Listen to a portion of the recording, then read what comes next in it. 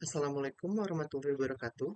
Perkenalkan, nama saya Adi Mulyono bersama rekan-rekan saya, ada Nani Anissa dan Ika Apriliana Putri. Kami adalah perwakilan dari kelompok 5 kelas R4F.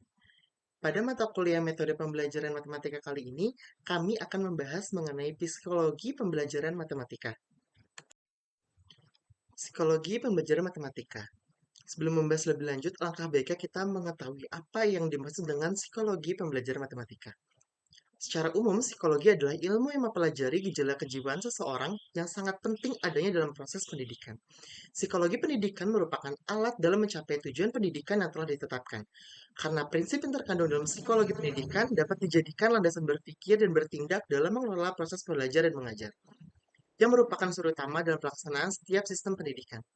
Sebagian besar orang memahami bahwa psikologi membahas tentang bagaimana seseorang belajar, tentang bagaimana seorang tersebut melakukan atau melaksanakan suatu tugas, dan tentang bagaimana ia bisa berkembang. Sedangkan yang dimaksud dengan psikologi pendidikan matematika adalah ilmu yang mengkaji tentang struktur atau susunan bangunan matematika itu sendiri dan mengkaji juga tentang bagaimana seorang itu berpikir, bernalar, dan bagaimana ia menggunakan kemampuannya dalam berintelektual. Menurut Resnick dan Ford, mengajukan beberapa pertanyaan yang berkaitan dengan pembelajaran matematika, antara lain, yang pertama adalah daripada hanya membahas atau mengkaji tentang bagaimana cara seseorang berpikir ketika ia sedang mengerjakan tugasnya, mengapa kita tidak mengkaji bagaimana cara orang itu berpikir ketika ia sedang mengerjakan matematika? Dan yang kedua, daripada hanya membahas atau mengkaji tentang bagaimana pemahaman konsep dalam berkembang di benak siswa, mengapa kita tidak mengkaji tentang bagaimana pemahaman konsep matematika dapat berkembang di benak siswa? Selanjutnya, kita akan membahas tentang beberapa teori aliran psikologi yang datangnya dari beberapa tokoh kognitif. Di antaranya yang pertama, teori Piaget, yang kedua ada teori Brunner, yang ketiga ada teori Gestalt, yang keempat adalah teori Guinness, yang kelima adalah teori Van Heel, dan yang keenam adalah teori Vygotsky. Yang pertama ada teori Piaget. Teori perkembangan kognitif Jean Piaget atau teori Piaget menunjukkan bahwa kecerdasan berubah seiring dengan pertumbuhan anak. Perkembangan kognitif seorang anak bukan hanya tentang memperoleh pengetahuan. Anak juga harus mengembangkan dan membangun secara mental. Menurut Piaget, ada 3 bentuk pengetahuan, antara lain pengetahuan logika matematika, pengetahuan fisik, dan pengetahuan sosial. Menurut teori Jean Piaget, guru matematika harus mengetahui tentang perkembangan kognitif siswanya. Hal tersebut dapat diamati dari keaktifan siswa. Siswa tersebut aktif atau tidak dalam berinteraksi dengan siswa lainnya atau dengan lingkungannya. Jean Piaget membagi teori ini menjadi 4 tahap perkembangan atau pertumbuhan. Yang pertama ada tahap sensorik. Tahap sensorik atau biasa disebut dengan tahap sensori motor berada pada usia 18 sampai 24 bulan atau sampai 2 tahun. Selama periode ini, bayi mengembangkan pemahaman tentang dunia melalui koordinasi pengalaman sensorik dengan cara melihat atau mendengar. Dengan tindakan motorik juga dengan menggapai atau menyentuh. Perkembangan utama selama tahap sensorik ini adalah pemahaman bahwa ada objek dan peristiwa terjadi di dunia secara alami dari tindakannya sendiri. Sebagai contoh adalah seorang ibu memindahkan mainan seorang anak yang semula dari samping anak tersebut menjadi ditaruh di bawah selimut. Anak tahu bahwa mainan itu biasanya ada di sampingnya, tetapi sekarang kok hilang, sekarang tidak terlihat, dan anak secara aktif mencarinya. Pada awal tahap ini, anak berperilaku seolah mainan itu hilang dengan sendirinya, padahal mainan tersebut dipindahkan oleh ibunya. Tahap yang kedua adalah tahap praoperasional. Tahap ini biasa berkembang pada anak usia 2 sampai 7 tahun. Selama periode ini, anak berpikir pada tingkat simbolik tapi belum menggunakan operasi kognitifnya. Artinya, anak tidak bisa menggunakan logika atau mengubah, menggabungkan, atau memisahkan ide atau pikiran. Perkembangan anak terdiri dari membangun pengalaman tentang dunia melalui adaptasi dan bekerja menuju tahap konkret, ketika ia bisa menggunakan pemikirannya secara logis. Selama akhir tahap ini, anak secara mental bisa mempresentasikan peristiwa dan objek atau dengan fungsi semiotik atau tanda dan terlibat dalam permainan simbolik. Tahapan yang ketiga adalah tahap operasional konkret yang terjadi pada anak usia 7-11 tahun. Tahap ini ditandai dengan perkembangan pemikiran yang terorganisir dan rasional.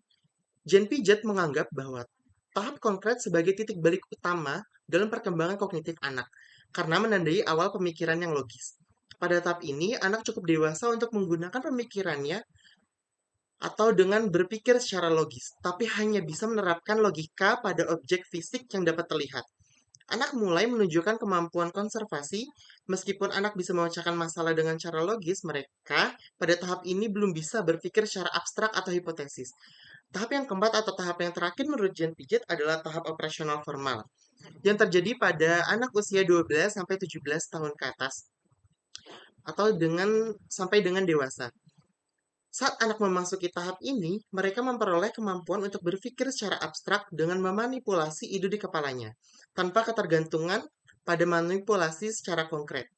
Seorang anak bisa melakukan perhitungan matematis, berpikir secara kreatif, menggunakan penalaran secara aktif, dan menggunakan penalaran abstraknya, dan membayangkan bahwa hasil dari tindakannya tersebut dapat berguna atau tidak.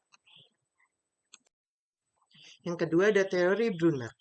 Brunner mengatakan bahwa siswa belajar akan lebih berhasil jika proses pengajarannya diarahkan pada konsep atau struktur yang saling berkaitan antara konsep dan struktur tersebut. Proses belajar anak melalui 3 tahap, yaitu enaktif, ikonik, dan simbolik. Tahap enaktif atau secara langsung memanipulasi atau mengotak-atik objek dalam pembelajaran. Tahap yang kedua yaitu tahap ikonik, di mana kegiatan yang dilakukan anak berhubungan dengan mental yang merupakan gambaran dari objek, tidak langsung memanipulasi objek. Yang ketiga adalah tahap simbolik, di mana anak memanipulasi simbol-simbol atau lambang-lambang tertentu dalam memahami proses pembelajarannya.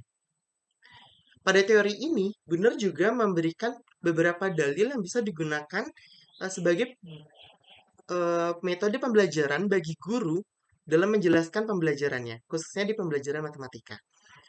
Di mana ada 4 dalil dari Brunner. Yang pertama adalah dalil penyusunan. Dalil penyusunan ini adalah cara belajar paling baik, yaitu belajar dengan konsep dan dalilnya. Dalam matematika, dengan melakukan penyusunan representasinya. Jadi, pada dalil yang pertama ini, guru diharapkan dapat mengajarkan konsep dari pembelajarannya dan bukan menghafalkan rumus dalam pembelajarannya. Contohnya, jika guru mempelajari tentang matematika, guru tersebut dapat menjelaskan bagaimana cara pengerjaan atau konsep pengerjaan dari soal matematika tersebut dan bukan dengan menghafal rumusnya. Dalil yang kedua adalah dalil notasi, yaitu permulaan suatu konsep disajikan supaya mempergunakan notasi yang sesuai dengan perkembangan mental siswanya. Jadi dalam dalil yang kedua ini, Brunner membagikan cara membuka pembelajaran, yaitu dengan cara mengawali atau menyusun suatu sajian di awal agar mental anak tersebut dapat belajar dan siap menerima pelajaran tersebut dengan baik.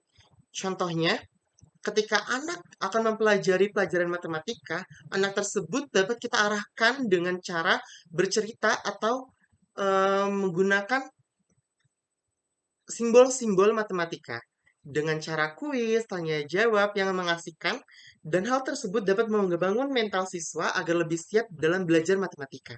Yang ketiga adalah belajar pengkontrasan. Pada dalil ini diperlukan contoh-contoh yang banyak sehingga siswa mampu mengetahui karakteristik dalam konsep matematika.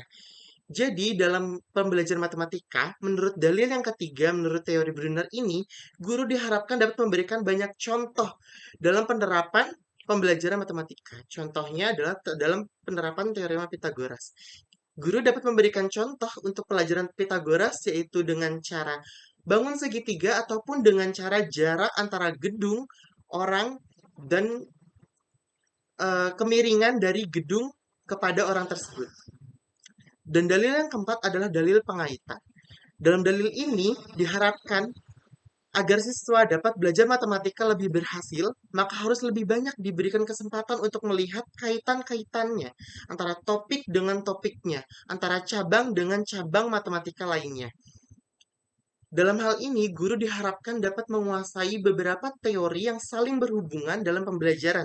Contohnya adalah dalam pembelajaran matematika. Ketika guru mempelajari tentang operasi penjumlahan, pengurangan, pengalian, dan pembagian, diharapkan guru juga mampu untuk mengimplementasikan bahwa pelajaran tersebut dapat berguna untuk pembelajaran matematika lainnya. Contohnya adalah dalam aljabar, geometri, kalkulus, dan lain-lain. Teori Gestalt. Tokoh teori ini adalah John Dewey. Pelaksanaan KBM harus memperhatikan hal-hal berikut. A. Penyajian konsep harus memperhatikan pengertian. B. Pelaksanaan KBM harus memperhatikan kesiapan siswa. C. Mengatur suasana kelas agar siswa siap belajar. 4. Teori dinas. Terdapat 6 tahap belajar dan mengajarkan matematika menurut dinas. 1. Bermain bebas. 2. Permainan. 3. Pengenalan sifat bersama. 4. Representasi. 5. Penyimbolan. Dan 6. Pemformalan. Implikasi dari pandangan dinas. Belajar matematika harus mulai dari benda konkret dan membuat abstraksinya dari konsep atau strukturnya.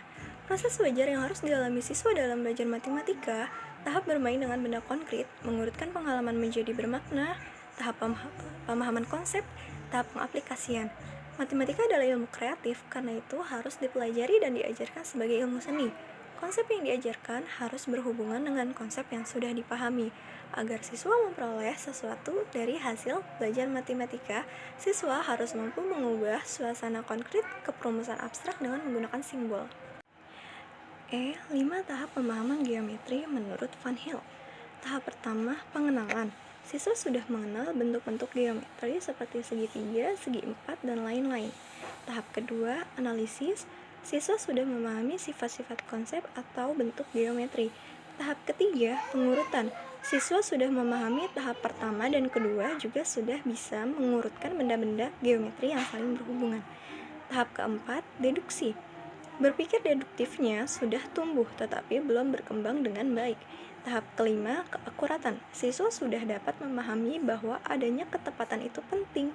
Misalnya, ketepatan dari aksioma-aksioma yang menyebabkan geometri Euclid itu lengkap. Dalil mengenai pengajaran geometri Van Hill. 1. Kombinasi antara waktu, materi pelajaran, dan metode mengajar yang dipergunakan untuk tahap tertentu dapat meningkatkan kemampuan berpikir siswa ke tahap berikutnya. Kedua, dua orang yang tahap berpikirnya berbeda dan bertukar pikiran satu sama lain tidak akan saling mengerti. 3. Kegiatan belajar siswa itu harus disesuaikan dengan tahap berpikir siswa. Selanjutnya yang keenam ada teori Vygotsky. Sumbangan penting teori Vygotsky adalah penekanan pada hakikat pembelajaran sosiokultural. Inti dari teori ini adalah interaksi antara aspek internal dan eksternal dari pembelajaran dan lingkungan sosial pembelajaran. Menurut teori ini, fungsi kognitif berasal dari interaksi masing-masing individu dalam konsep budaya. Vygotsky juga yakin bahwa pembelajaran terjadi saat siswa menangani tugas-tugas yang belum dipelajari. Dalam hal ini termasuk ke dalam zone of proximal development. Zone of proximal development adalah kemampuan pemecahan masalah secara mandiri dengan tingkat kemampuan potensial yang ada, di bawah bimbingan orang dewasa atau teman sebaya yang lebih mampu. Teori Vygotsky yang lain adalah scaffolding. Scaffolding adalah memberikan seorang anak bantuan besar pada tahap-tahap awal pembelajaran, kemudian mengurangi bantuan tersebut dan memberikan kesempatan kepada anak untuk mengambil alih tanggung jawab yang lebih besar setelah ia mampu mengerjakan sendiri. Bantuan yang diberikan guru dapat berupa petunjuk, peringatan, atau dorongan untuk menguraikan masalah ke dalam bentuk lain yang dapat memungkinkan siswa untuk mandiri. Selanjutnya ada implikasi teori Vygotsky. Yang pertama, menghendaki setting kelas kooperatif, sehingga siswa dapat saling berinteraksi dan memunculkan strategi-strategi pemecahan masalah yang efektif dalam masing-masing zone of proximal development mereka. Yang kedua, pendekatan Vygotsky dalam pembelajaran menekankan scaffolding. Jadi, Teori belajar Vygotsky adalah salah satu teori belajar sosial yang sesuai dengan metode pembelajaran kooperatif. Karena dalam metode pembelajaran kooperatif terjadi interaksi sosial antara siswa dengan siswa dan siswa dengan guru dalam usaha menemukan konsep-konsep pemecahan masalah. Faktor psikologi siswa seperti kemampuan berpikir, emosi, keyakinan dan skema diri, minat, dan motivasi anak berpengaruh besar dalam menciptakan kondisi pembelajaran matematika yang positif, sehingga tercapai tujuan pembelajaran matematika seperti yang telah dirumuskan. Materi matematika yang disampaikan dalam kelas harus sesuai dengan mental anak dan pengetahuan matematika anak sebelumnya. Guru harus bisa membuat siswa tertarik untuk belajar matematika, memiliki pengalaman sukses dalam memecahkan soal matematika, dan merasa senang dalam pembelajaran matematika. Mahasiswa juga diharapkan mampu memahami dan menerapkan beberapa pandangan ahli-ahli psikologi pembelajaran matematika di dalam proses pembelajaran. Demikian beberapa hal yang dapat kami sampaikan. Barangkali ada kesalahan kata, kami mohon maaf. Wassalamualaikum warahmatullahi wabarakatuh.